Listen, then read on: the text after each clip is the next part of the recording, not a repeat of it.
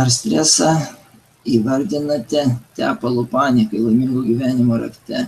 Ar išgyvenate ilgą laiką panikos priepuolius, taip pat sėkmingai įmanoma valdyti į gyvenimo ryto metodą? Išvengiant medikamentų. Gyvenimo ryto metodų nėra kaip po tokių. Yra tiesiog ta patirtis, kuri man buvo duota per mano širdį ir aš ją atiduodu. Tai ne gyvenimo ryto metodas, ne kažkoks bendrai metodas.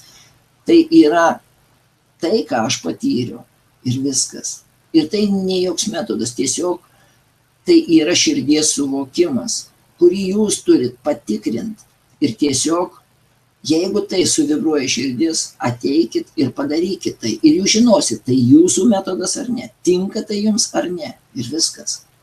Todėl negalima tai priimti kaip dogmos, kaip kažkokio metodo ir žinot, aš pasakysiu, ar tau tikrai išgyvendins ten tą, ar neišgyvendins. Aš nežinau. Tu esi unikali būtybė. Ir tavyje viskas, kas vyksta, yra visiškai unikalu. Ir tiesiog tu turi tai pabandyti. Ir pabandysi ir tada, jeigu tu paklausi savo širdies, tau pasakys, ei tau į ten ar ne, daryti tai ar ne. Nors atrodo, iš kur aš galiu žinot, kas ten bus ir ar man ten reikia ar ne. Tu nežinai, bet širdies energinis laukas žino viską, kas buvo, yra ir kas bus.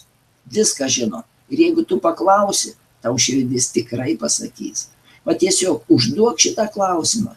Ar man ten tinka, ar man ten reikia eit, kad aš galėčiau tapti harmoningu, kad tapčiau laimingu.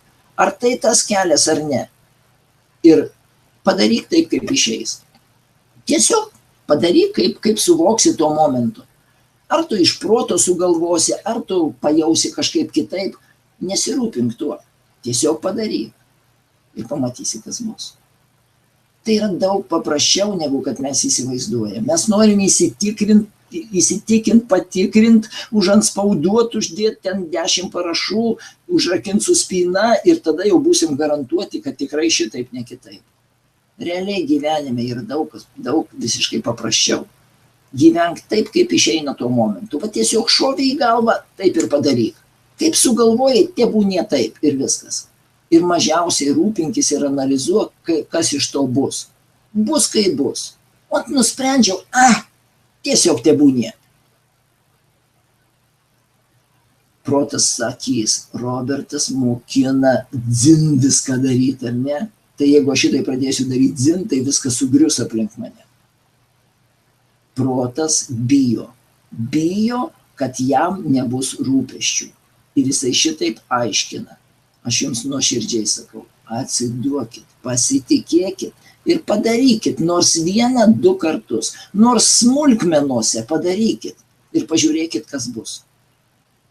Mes nepabandom ir jau iš karto prieštaraujam. Tai natūralu protui. Taip, tai jūs nekalti dėl to, nes viskas vyksta per jūs, jūs vis tiek nedaro to. Tiesiog protas žaidžia per jūs ir viskas. Ir jūs galvojat, kad jūs taip manot. Tai protas jūs okupavo ir tiesiog taip daro. Todėl aš nieko neturiu prieš, kad jūs tai daro. Tai natūralu.